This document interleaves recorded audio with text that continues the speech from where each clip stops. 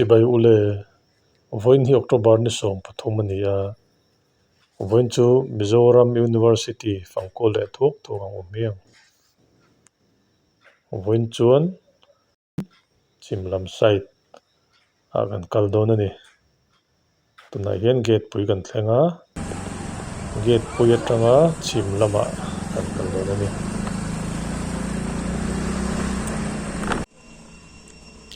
tunah hian MZU School of Social Science bula kanom mek ani School of Social Science omna building area kanom mek ani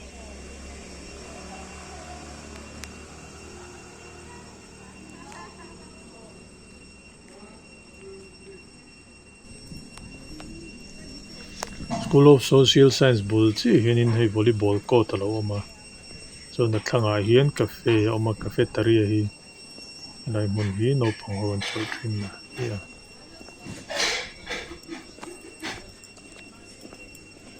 hei helai hi cafe chu ni a chuan a thlanglampang khu hostel ni awm tak ani lampang khu chu chiang takin kan sawi thei lawa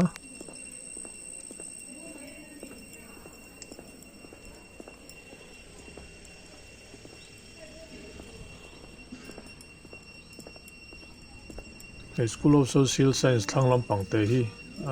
re rai rewa hmun te hi an nuam reuh khawp mai a maro chu ni henglai hmun hi restricted area ni em kar chi alowa restricted area tiang zong ha chuan in tar mi alowa maro chu tu du han kal pop na tur hmun chu ni lo mai the ni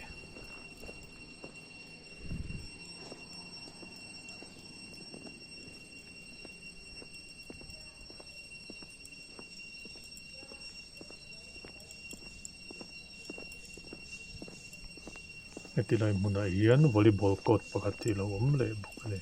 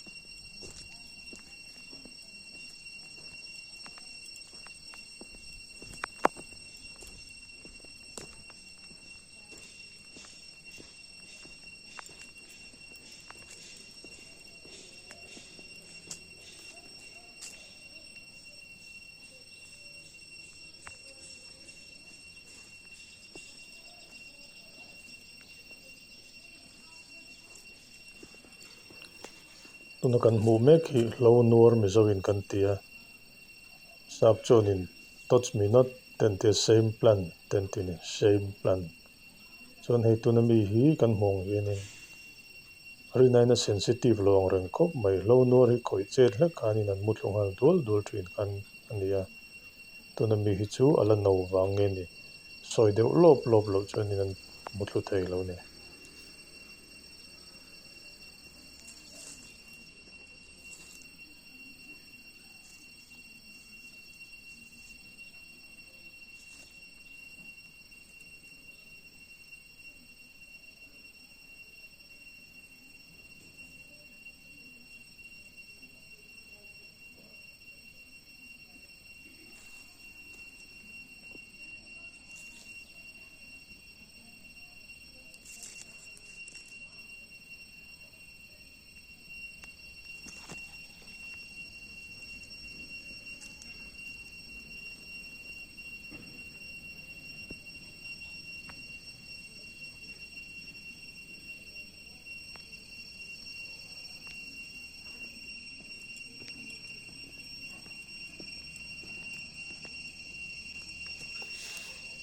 hei tlang sam ani a tlang sam par na hi antiseptic properties anei ve chuan chuan emergency a chuanin pem thar dam dawi atana man thei ni chu bakah chuan phur thak dam dawi atana thakop mai bawk ani thiam zawk ten han zir chiang sela tangkai takin a man thei mai thei ni medicinal plant ani ve mo ka hrelawa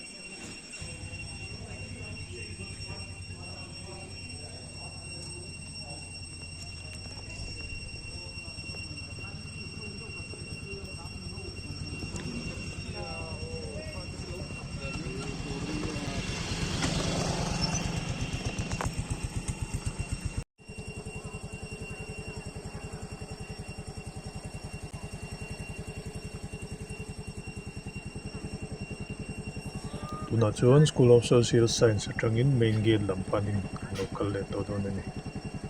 main gate hi alal tu lo kilometer chan le mo le kilometer chan le pot ayo ki ka chuanin so ka chuanin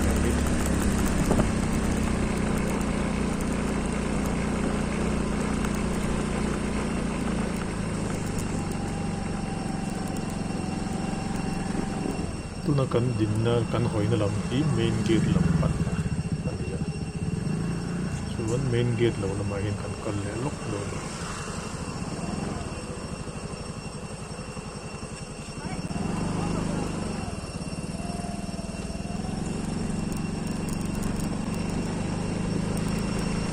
tuna chuan main gate lo lama kan tlan nei ma hi tuilam le tak ka hin bus ekta bus lo khoma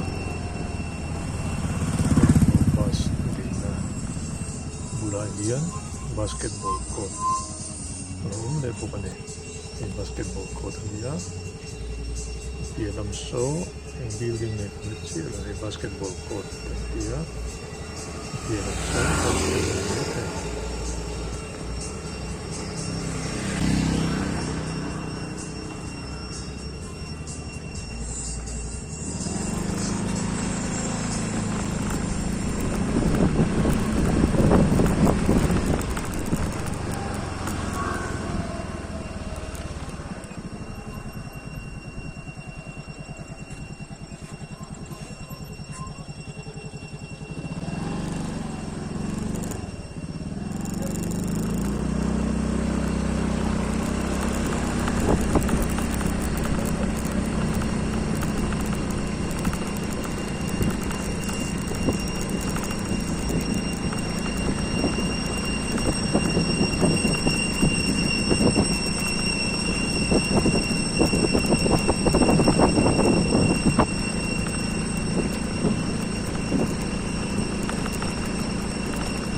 basketball court kan dalam kan dan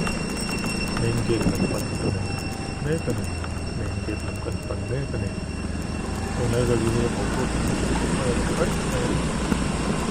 jadi kan jadi to masalah to ne ke ne baru potring ni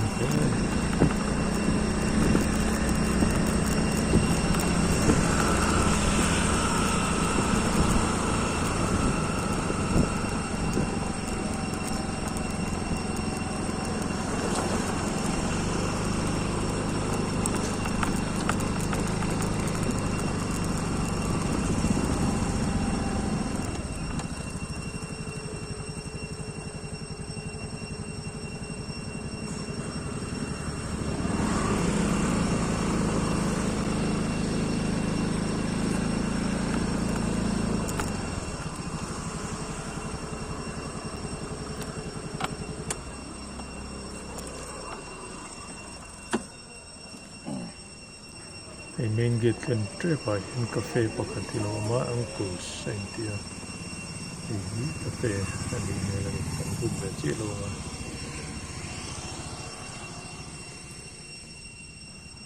tichuan uncles bul chi hianin hei children's park lo awma helai hmun hi Huangthi Children's Park hei hi MZU chhungah vek anani awmna hmun hi hei Huangthi Children's Park ti lo awma kan lut chinang hei Children's Park ah hianin hei thut Chawlhhmun damna te vir kualna open gym alo awm bawk a open gym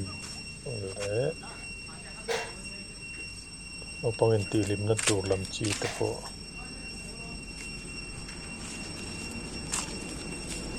hei naupang intihhlimna tur chi te alo awm bawk a vir kualna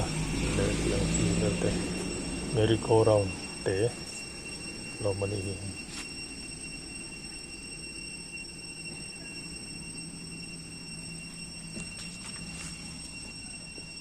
ta hian thut tha chawlhna pipu lam chi te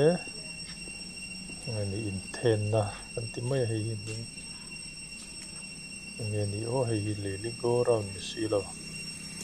chun tol hi talo awm bawk a a hmun hi zau vak lo ma se hei an hum reuh pian mai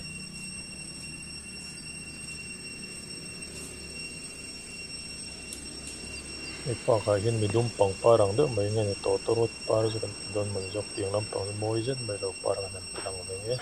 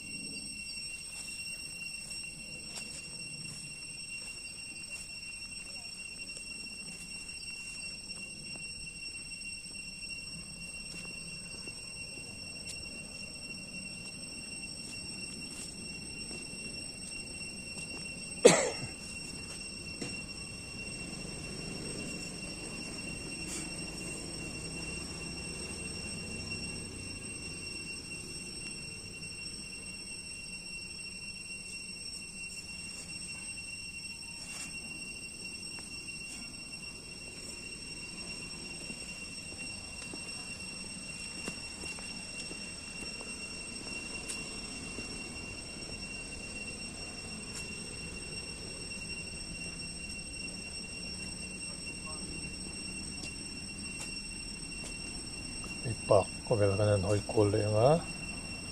rei vak lo kan chho san to don ni park le mo hei thut Chawlhhmun damna tur te lo awma thingkung mawi tak tak te pawh lo awm ani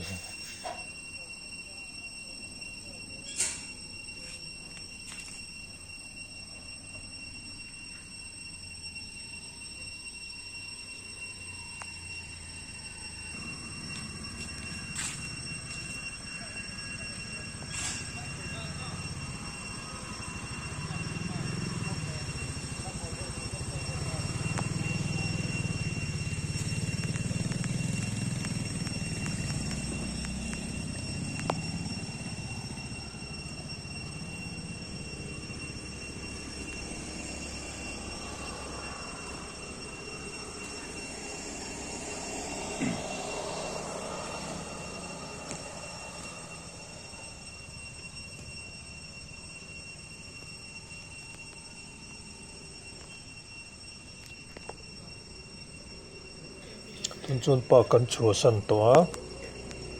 main gate lam kan pan to don ani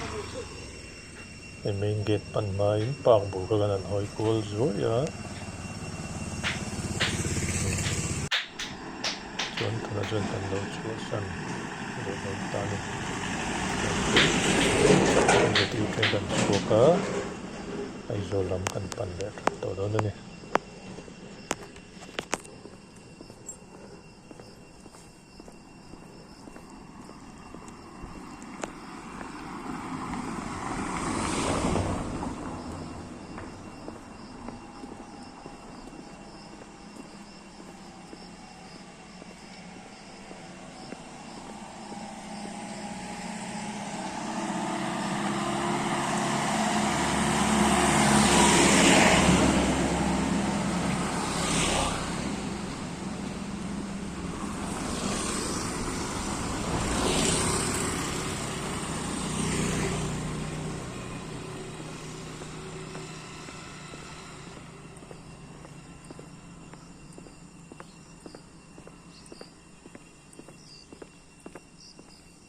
Hei MZU tang hlang vak lo en lung bang moi zet mai hi lo ma heng lai lung hi engeni natural lo om venia siam chom de lo in lung bang lo om zui mai ni hei moi kop mai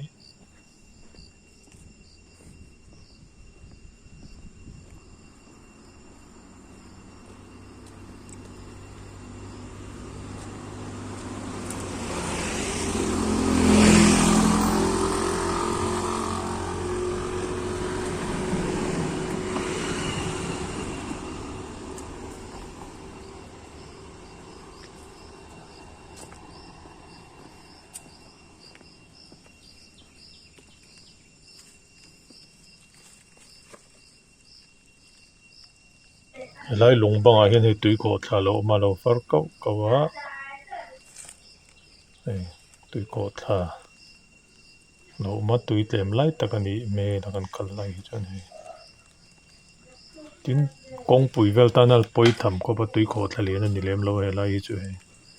om ze nei dewa han ko chuan tui khur te pawh siam thei mai awmin a lang ani hei tlem tui ron dir keu keu a he lai hi tui khur siam nan a rem khop mai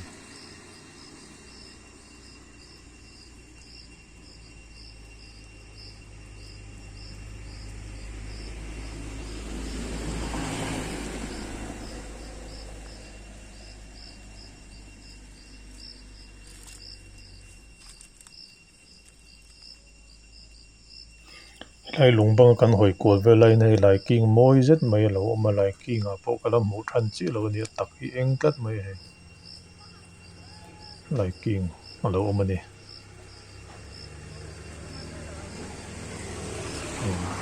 tlan sanga tui lutuk chu ni lem lo a hei tunah hian kan zoom ho van tlemin a fiah lo dewa a lai king ni lum ai han til a tlai hi nin a chun chiah lo dewa lai king moi dang lam tak chu ni ve ni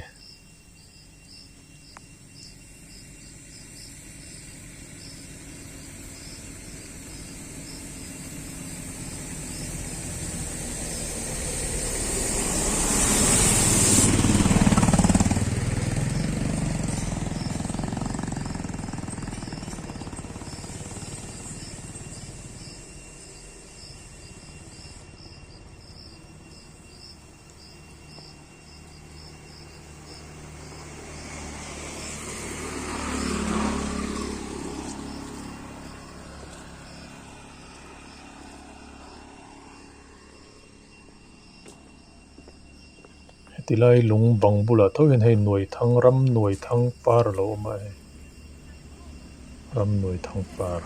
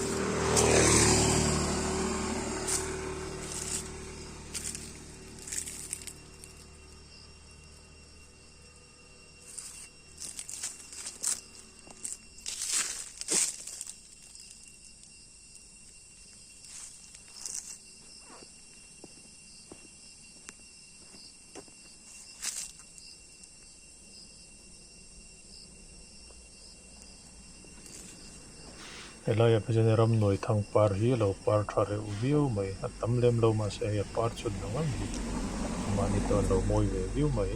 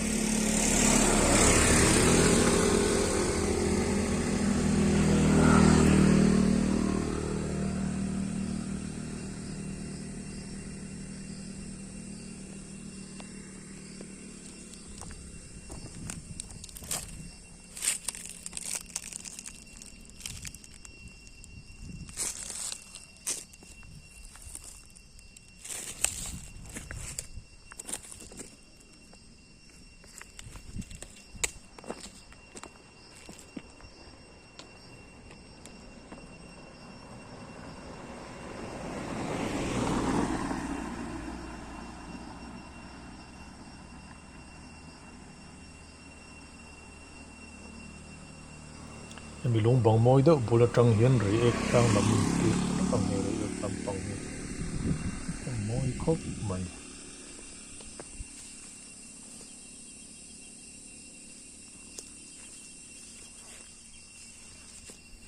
hei tila hian silong par chi khat hi lo awma silong par hi invasive plant a ngai deuh kha ania hei mahse mawi reuh khawp mai hei te hi dang lam reuh a rawng te hi maw tuna rei ek tang lampang chu an thlir la ei a mawi na to ven thla khawp mai heng lai hmun vel hi chuan hemi nui chuan aizawl lam kan pan le tawh dawn nia hei kan haw kawngah hianin chawngkawr naute kawngah lo let ngat mai a hei chawngkawr naute naupangin an that nge motorin a chil nge ka hrelo a hei chawngkawr naute hei hi hei mawi reuh khawp mai a kawngah lo thi bal ani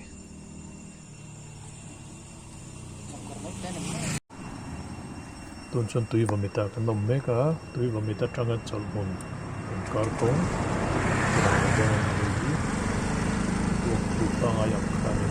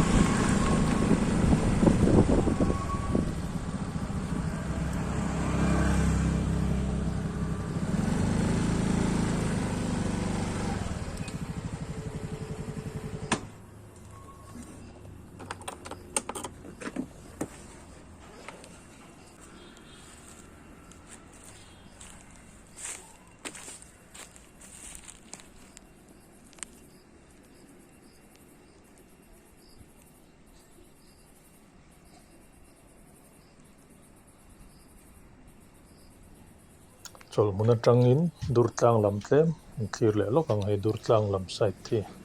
hei hi dur tlang chun zum zel ani atlang min taki ka hre phu lo mai the